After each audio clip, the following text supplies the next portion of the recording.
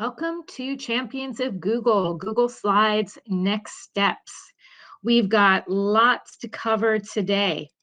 So let's go ahead and get started. I'm going to begin, everyone, with talking about importing slides from a previous slide deck into your current slide deck.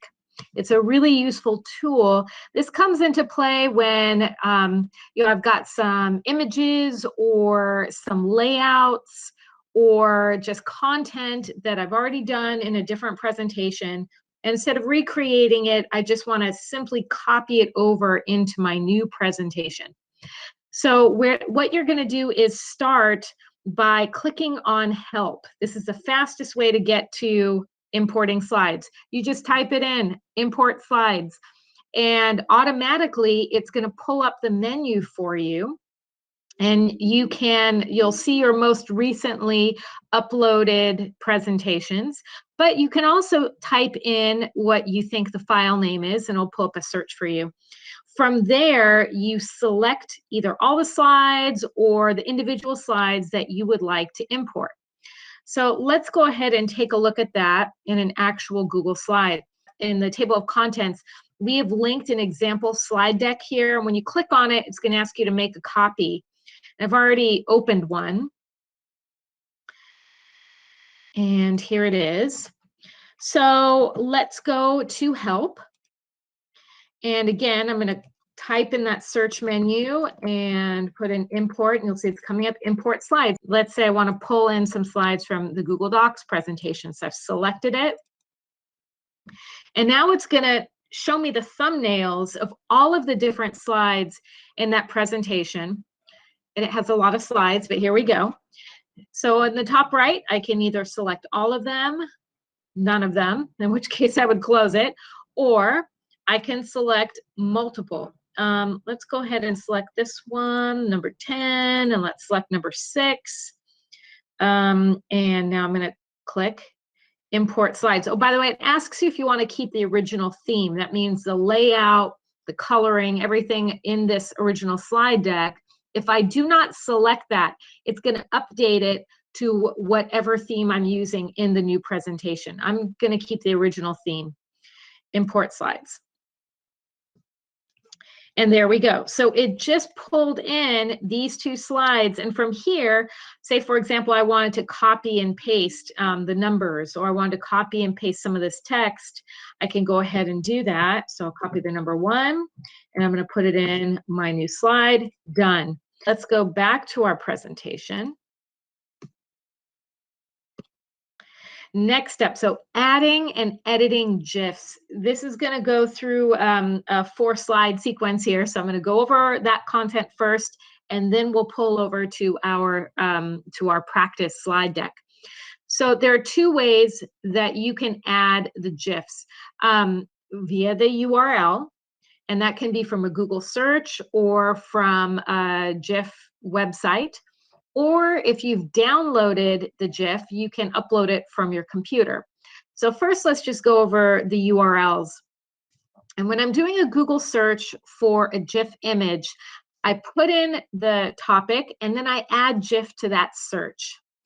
And another tip for you, if you're using a GIF website like Jiffy, when you see all of the options that they have for links, so for example, Jiffy has 4 different links you can copy, and then on the right it also says copy link. Sometimes the file size is different and Google Slides might not like it. I've found that when I select the image address for social media, that it works almost 100% of the time when I try to insert that URL. So whether you've done a Google search and you've copied the image URL, or you've gone to a website like Jiffy and you've got your URL, the next step is I click on the picture icon in my slides toolbar, and I just select by URL. And as soon as that image pops up, I just press insert. Pretty easy when it's working. Like I said, sometimes those URLs, they'll say that the image is not available to insert. So in that case, I have another tip for you. Especially, and this works if I'm doing that Google search, I can copy the image. Instead of selecting copy image address and getting that URL right away, I right click on the image and I choose to open it in a new tab. And then I copy that URL. Most of the time that's going to work. But again, so my third option, if that doesn't work, is that I'm going to save the file to my computer. So from that page on my Google search or from Giphy, I can select download by clicking on save image as and just renaming it, and make sure that you save that file in a place that you're going to easily find it. So let's go and try this out in my Google slide deck. Let's go to slide 6 and delete that number 1. All right, so first, actually, let me open up Google, a new tab, and let's try yoga dog down dog. I love seeing when dogs do yoga poses. And I'm going to click images. Oh, I did not get any puppies. Okay, here we go. Here's a puppy. Oh, I forgot to do GIF. My tip is to click on tools, and I'm going to click on type. I'm going to press GIF. And you also have some options. If you want a transparent background, then you can choose transparent. For now, I'll just choose any color. So let's click on this dog who's got his own little yoga mat. And I could try to just copy this link address and see if it's going to work. Do not just press copy image. If you press copy image, it's just going to give you a static image on the page. I'm actually just going to open the image in a new tab. And now I'm going to copy that URL. Let's go back into the Google slide. I'm going to press insert image, or again, I could just press this little image icon by URL. Paste that in there. Let's see if it'll like it. Yay, it likes it. So I'm going to put that one in there.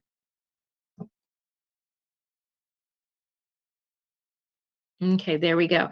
Now, if you want to format some of the images or the GIFs that you pull in, GIFs work just like regular images. You can crop them, you can reduce the size of them, you can rotate them. You've also got some other options though.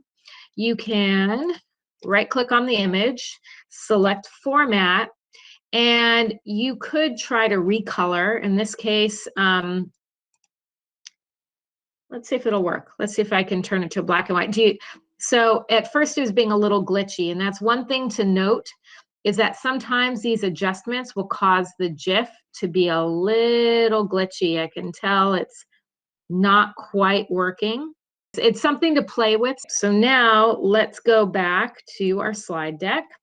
So I just showed you how to edit your GIFs. And actually I have a nice example of what I was just talking about with the drop shadow.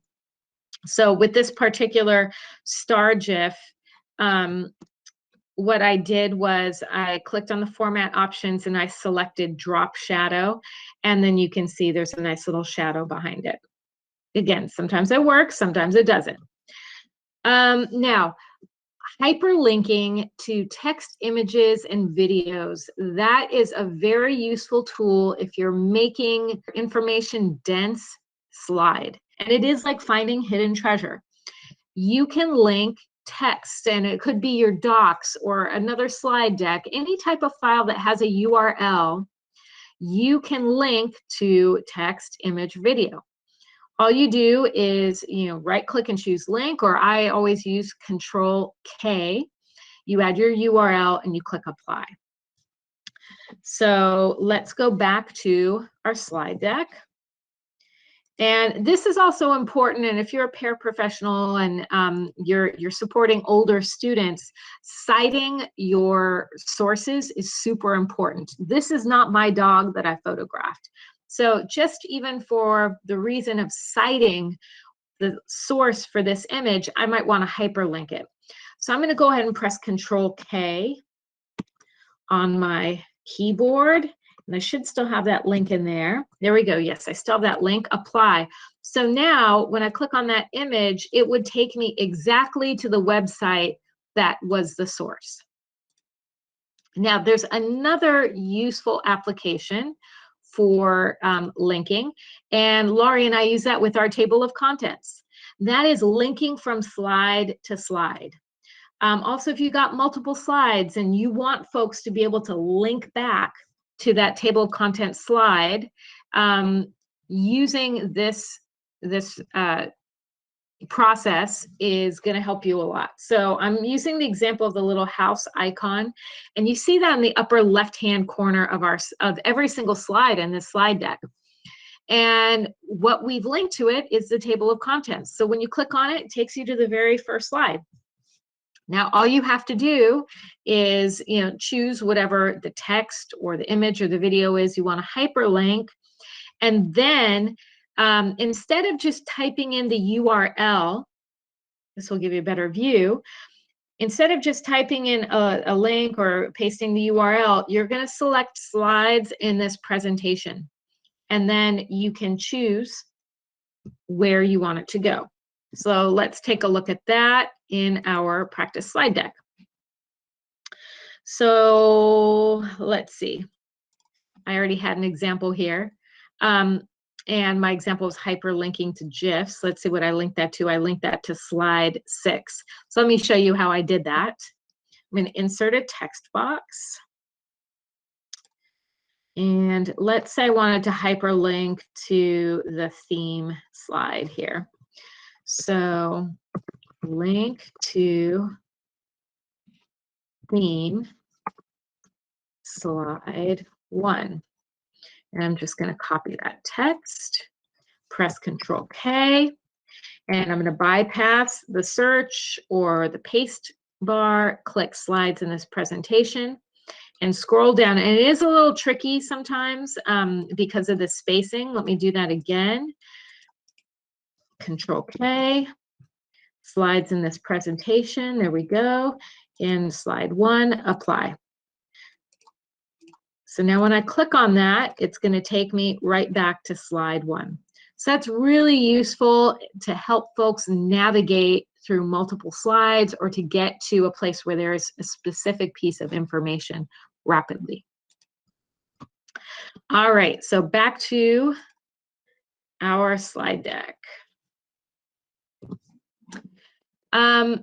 I really love Google Slides. It's my favorite tool, and probably it's because I can do so much with graphics. I can do so much with design, and I feel much more creative with it, much more freedom than, say, with a Google Doc. So part of that fun is also creating animations, and it's an important design feature because there are times that you might not want to reveal all of the information to your viewers at one time. So for example, if you're posing a question and you want folks to think about it before they see your answer, then you would choose an animation so that only the question comes up first, and then when you click, then the answer would come up. So the animation feature is underneath, or it's in the insert menu. So you would click on insert after you've selected your text, your image, or your video. And then there are different object animations, and that's what we're doing here. We're creating an object animation. Slide transitions are also considered an animation, but and I believe Laurie is going over that in Google Slides Basic. But we're going to bypass that and just jump straight to the object animation. And there are many different ways that you can choose for that particular picture to behave or that text to behave, such as fading, zooming, flying, and then how fast it goes. So let's take a look at that in our Google slide deck. And I did an animation just now when I clicked, and that picture of the kitten rolling faded in. So here, let's see, let's do a new slide. Actually, I'll stick with my little down dog here. I'm going to animate this image. I'm going to go to Insert. I'm going to click Animation. And let's see, I think instead of fade on click, I want him to fly in from the right. And I like to slow down the speed just for the effect. You can choose the speed and play with it. I'm going to click play. You do not have to select play unless you want to preview it. Play is solely for taking a look at what your viewers will see. All right, let me press enter. And there he is. He flew in from the right. And I like that speed. Okay, so when you press stop, that doesn't mean that it's not going to work. As soon as you press present, it would activate it. So let me go ahead and press present. And now I'm going to press enter. And there's my little down dog. And he flew in from the right. Okay, going back to the next topic. Alternative file formats. This is useful if you're sharing a slide deck with folks that are outside the WCC USD family. In that case, you might download the presentation as a PDF file and send it as an attachment in an email.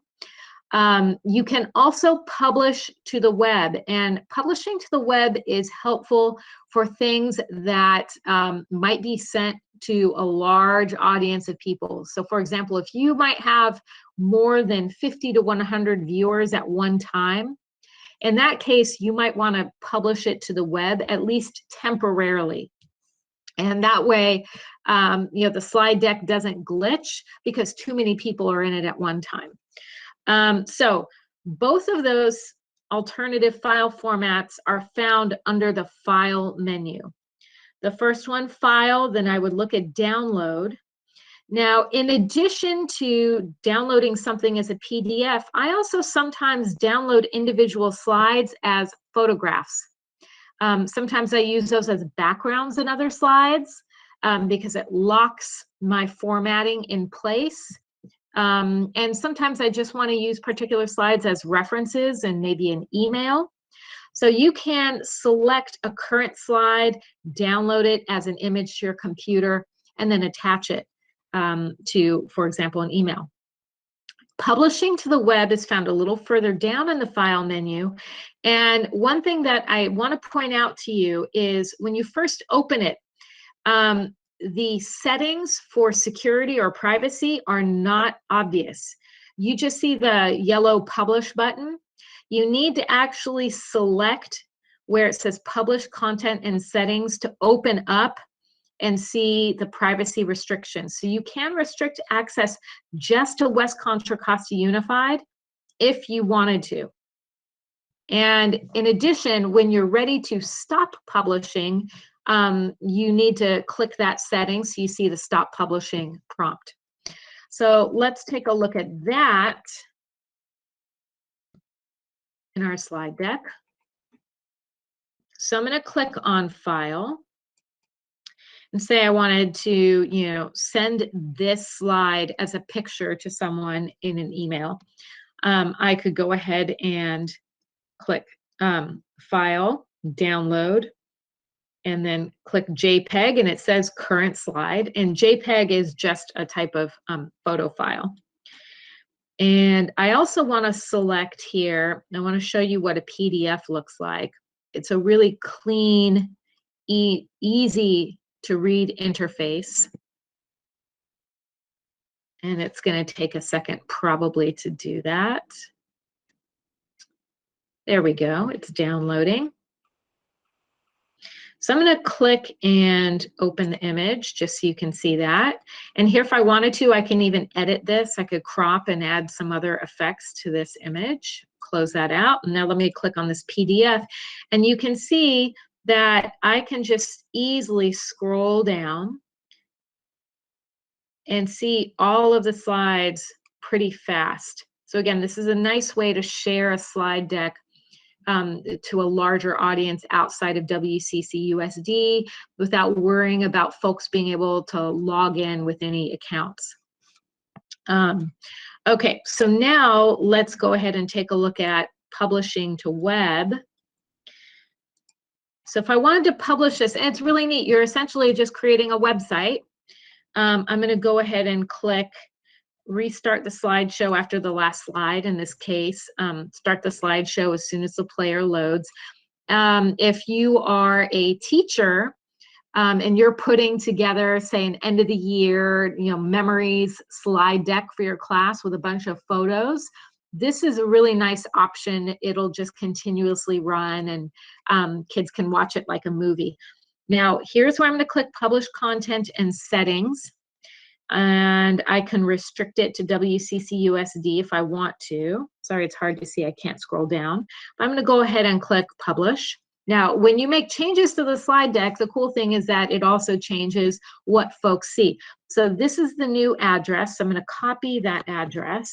I'm going to open it in a new tab so you can see what it looks like. And here we go. And it should, yeah, every 3 seconds, it's going to go ahead and switch the slides. And again, this is a nice way to create a cool little video photo album for your class, and it'll just keep looping and looping and looping. All right, so now I'm gonna go back to that slide deck, and now, actually I need to shrink down my page here. I'm gonna select Stop Publishing. Done. So you can do that at any time. All right. Next topic, which is, again, one of my favorites to talk about. One of the secrets to Lori's and my own success in creating slides is that we do not recreate the wheel. We use pre-made templates. In fact, the Champions of Google slide deck is a template that we found on Slidesmania. You can see on the left-hand side of the screen there, it says slidesmania.com. Another one that we use is Slides Carnival. And again, if you click on those icons on the slide, it'll take you right to those web pages. Tons of beautiful, well-designed slide decks that you can format to suit your needs. And the nice thing is that all the images are already there for you. The text formatting and the coloring, everything is already there. So the next thing that I want to show you is how to really efficiently and quickly make large-scale changes to your slide decks. And this is something that I didn't know about when I first started using slides. I learned about a couple years later, and it's called editing the slide master. I didn't even really know what the slide master was or what I could do with it. I did know that I found it annoying that every time I opened up a Google slide, the font was always on Arial and certain sizes and certain colors, and I had to change every single slide. If I knew the entire slide deck was going to be on a completely different font in a completely different color, I had to change it every single time. So then I learned about the slide master, and now I can make one change to the master slide and it's going to affect all of the slides at one time. Or I can create layout slides, and again, I can design it the way I like and just reuse it over and over without having to make those changes. So there are 2 ways that you can see the slide master, and you can find it under the slide menu, but the fastest is probably just view because it's right at the top. And the first slide you see is actually the master. The slides below it are, again, those layouts. So any changes you make to the master changes every single slide. The layouts are the ones that you can change, and you have to select that layout in order for it to apply. Now, my tip, if you are going to change the master slide, do it at the beginning, because you don't want to have it put in a lot of work and then change the master slide deck. And when you make that change, maybe it affects your formatting, and you have to do a whole bunch of work now to fix it and reformat. So again, if you're going to make changes to the master slide, think about it at the beginning and then do it. So let's take a look at what that looks like here in my practice slide deck. So I'm going to click on slide. Oh, actually, well, it is in slide. It's down at the bottom, edit master. You can also go to view and click on master. Google, there are multiple ways to accomplish your tasks. And the very first slide is the master. So you'll notice that on the slide thumbnails on the left, the text is blue, and it's not Arial. It's because I changed it to Carter 1. Let's change it to Architect's Daughter. I'm going to make it bold, and I'm going to make it, let's make it green so you can see. Okay, now when you look at my slides on the left, I know it's really small. You know what? Let me just make the font bigger. And let me center it. Now, all of the slides have that type of font in that size and that color. I don't have to make changes on every single slide. The same thing, I can do that. So for my layouts, my different layouts, if there is a subtitle, I can change that. I'm going to change that one to Carter 1. I'm going to change that to purple. So now if I've got a slide that is going to have a title and subtitle on it, it's always going to use those fonts. It's not automatically applied. I have the option and I can select it. Now, let me go ahead and insert a new slide so you can see how that works. I'm going to click Slide, New Slide. Now I'm going to click on Layout, and you'll see here are the different layouts. And actually, I'm going to click this layout to show you because you can make a layout slide have an icon on it. And I'm going to go back into our Champions of Google slide deck so you can see when we have bit.lys, instead of copying and pasting it on every slide, we can go into the slide layouts in that master view and create the slide that has the bit.ly on it. So we don't copy and paste, we just select it. The same thing with the word slides, the same thing with the house icon. We can have that automatically set so that when we click on layout, we just find that slide and then we insert it. All right, so hopefully that's going to be a time saver for you. Next topic, again, it's just more, this is just more fun. And these are just, you know, one is a design tool, one is an interactive presentation tool. One helps you create GIFs and video files. These are add-ons, and they're just extensions, just like you would find in Google Chrome or Google Docs or in Google Sheets.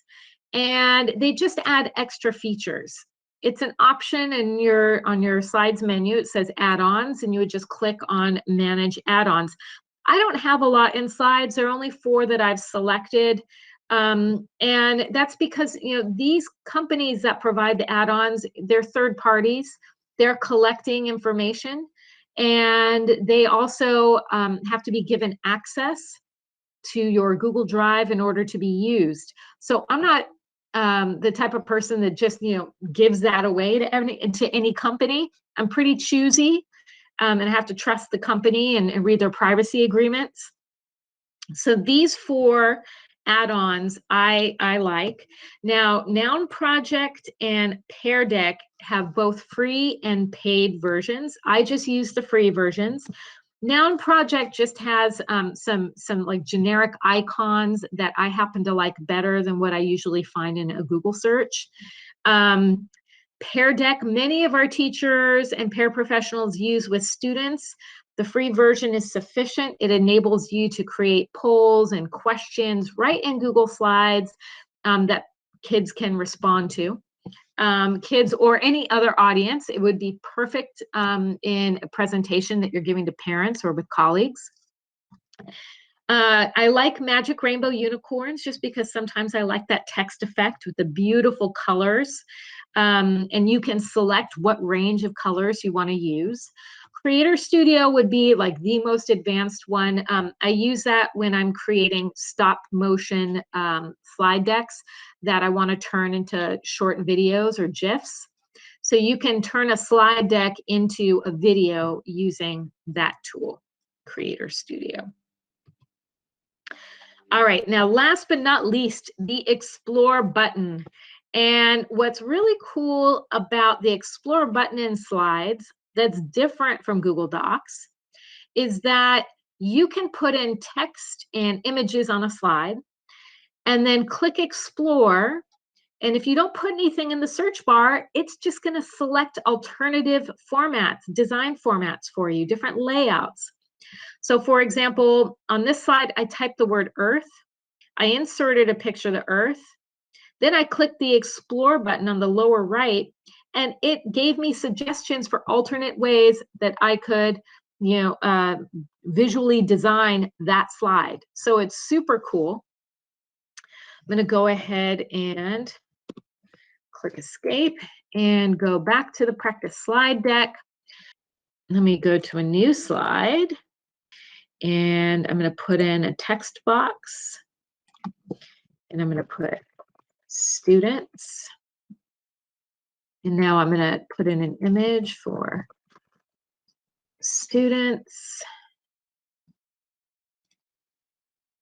Let's just put that in there. Oh, I love it. President Obama with a bunch of kids. Okay, now I'm just going to leave that on the slide. And then I'm going to press explore again.